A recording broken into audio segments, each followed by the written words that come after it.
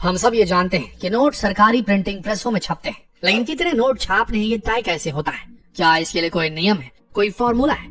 आखिर कौन तय करता है कि कितने नोट छापने? इन सवालों के उत्तर अगर आपको नहीं मालूम तो अंधेरे में हैं आप।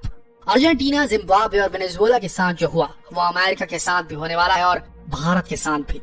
जिस तरीके से वेनेजुएला जैसे देश ने एक सीमा से अधिक नोट छापकर अपने देश की इकोनॉमी को बर्बाद कर डाला, वो खतरनाक संकेत दे रहा है। उस देश में इन्फ्लेशन, महंगाई बेहद बढ़ गई है, वहाँ की करेंसी की कीमत बुरी तरह गिर गई है, कोई वैल्यू नहीं वहाँ के नोटों की अब। और आप जानकर हैरान रह जाएंगे कि यही करतूत खुद अमेरिका ने भी की है 2008 और उसके बियॉन्ड, जिसका असर दुनिया के हर देश और भारत पे भी पड़ने वाला है, क्योंकि हर देश फंड रिजर्व के रूप में डॉलर्स ही जमा करता है। लेकिन दुख की बात है कि इस खबर को कोई भी मेन स्ट्रीम मीडिया दिखा ही नहीं रहा है। शायद इस खबर में उनके लिए इनफ सनसनी नहीं है। कितनी बड़ी आयरनी है, विडंबना है। जिन रुपयों को कमाने के लिए हम अपनी जिंदगी के एक बड़े हिस्से को दांव पे लगा देते, हमें मालूम ही नहीं कि ये पूरा मॉनेटरी सिस्टम, पैसों का ये पूरा कारोबार कितने रिस्क में, खतरे की सीमा के बेहद ऊपर काम कर रहा है। ये बेहद गहरी बात है दोस्तों, और इसे समझने के लिए हमें मॉनेटरी सिस्टम को समझना पड़ेगा, ताकि इस बेहद बड़े लूप होल का पर्दाफाश हो सके, जिसकी एवज में सरकारें और सेंट्रल बैंक्स देश की जनता को अंधेरे में रख रहे हैं। आज से सैकड़ों साल पहले जब इंसानों ने चीजों को खरीदना बेचना शुरू किया, तो पैसों की जगह चीजों की अदला बदली हुआ करती थी। बार्टर सिस्टम, कमोडिटी के बदले कमोडिटी, चावल के बदले शहद। उसके बाद ट्रेडिंग सिस्टम और ज्यादा एडवांस हुआ। चीजों को खरीदने के लिए मेटल्स इस्तेमाल किए जाने लगे, कॉपर, सिल्वर, गोल्ड। अलग अलग कालखंडों में अलग अलग चीजों को पैसों की तरह इस्तेमाल किया गया। फिर आया वो वक्त जब राजा महाराजों और दुनिया भर की रियासतों ने तय किया खुद के सिक्कों का चलन चलाना। उन सिक्कों की एक खासियत हुआ करती थी कि एक सिक्का अगर सोने का है तो उसकी वैल्यू उतनी ही होती थी जितना सोना उसमें इस्तेमाल किया जाता। यानी कि 100 के सिक्के में 100 रुपए का सोना हुआ करता था एग्जाम्पल के रूप में। लेकिन फिर शुरू हुआ पावर का खेल। राजा महाराजा जानते थे कि उनके पास सोना सीमित है। अगर सोने का कोई भंडार मिल जाता या युद्ध में लूटा हुआ सोना मिल जाता, तब तक सब कुछ ठीक चलता। लेकिन अगर ऐसा नहीं होता तो सिक्कों की कमी हो जाती। इसलिए राजों महाराजों ने शुरू की मिलावट। सिक्के पे 100 रुपए लिखे होते, लेकिन सोना 50 रुपए का होता एग्जाम्पल के लिए। ये बैड मनी थी, और जब बैड मनी सिस्टम में आ जाती है तो ये गुड मनी को सिस्टम से बाहर कर देती है। ये ग्रिशम्स लॉ ने पहले ही बता दिया है। और ये सिस्टम भी कोलैप्स हो गया, क्योंकि लोगों का बिलीफ इशूइंग अथॉरिटी यानी कि राजा महाराजाओं से उड़ गया था। और फिर आई आज की करेंसी, मॉडर्न मनी। हर देश अपने नोट, अपनी करेंसी छापने लगा। ये मॉनेटरी सिस्टम स्टेबल था, इजी टू यूज था और सही चल रहा था। उस वक्त नोट छापने का एक कॉमन रूल हुआ करता था, जो हर डेवलप्ड कंट्री और डेवलपिंग कंट्री इस्तेमाल करती थी। नोट उतने ही छापे जाते जितनी ट्रेजरी में सोना होता।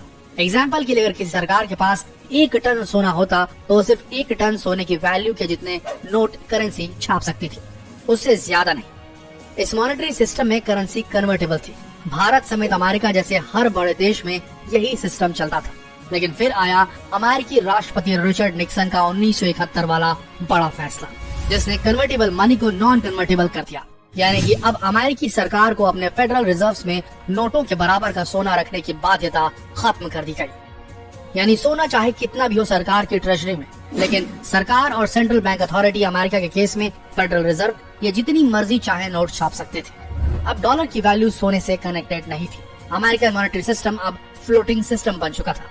और धीरे धीरे अमेरिका की देखा देखी, और चूंकि डॉलर को स्टैंडर्ड माना जाता था और दुनिया के बाकी देश भी डॉलर को एक्सचेंज रेट का मानक मानते थे, इसलिए सारे देश देर सवेर इसी फ्लोटिंग मॉनेटरी सिस्टम के अधीन आ गए।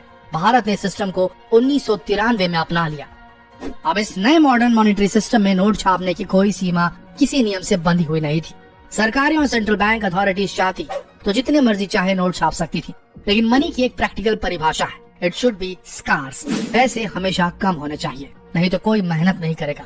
आपने वो कहावत तो सुनी होगी, पैसे पेड़ पर नहीं उगते। फर्ज कीजिए अगर पैसे जरूरत से ज्यादा छाप दिए जाएं, तो पैसे फिर सभी के पास होंगे, तो कोई काम क्यों करेगा? अगर पैसों का पेड़ उगाए तो किसान खेत में मेहनत कर अनाज क्यों उगाएगा? वो तो पैसे उगाएगा। और जब सबके पास भरपूर पैसे होंगे तो फिर खेतों में मेहनत कर अनाज कौन उगाना चाहेगा? पैसा सबके पास होगा लेकिन अनाज नहीं। और फिर सप्लाई एंड डिमांड रूल के आधार पर जिस चीज की कम सप्लाई होगी उसकी वैल्यू बढ़ जाएगी, यानी अनाज की ज्यादा और रुपए की कम। इसे डीवैल्यूएशन ऑफ मनी कहा जाता है, जब करेंसी की परचेजिंग पावर घट जाती है, महंगाई बढ़ जाती है, इन्फ्लेशन बढ़ जाता है। इसीलिए सरकारें एक सीमा से ज्यादा नोट नहीं छापती। और जिन देशों ने, जिन सरकारों ने ऐसा किया, उनकी करेंसी का आज कोई मोल नहीं।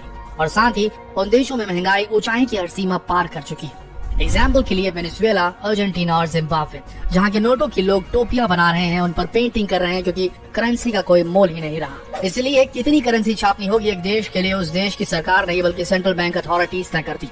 जैसे अमेरिका में फेडरल रिजर्व और भारत में RBI।